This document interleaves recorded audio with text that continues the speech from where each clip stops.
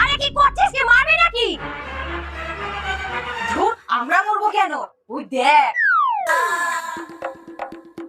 ওকে আবার কি দেখবো? শোন, খুব ঠান্ডা পড়েছে, আজকে আমরা কোনো কাজ করব না, সব কাজ ননদিনীকে দিয়ে করাবো।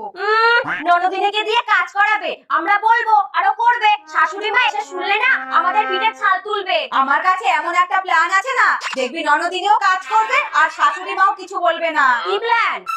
আয় আমার সাথে আয়।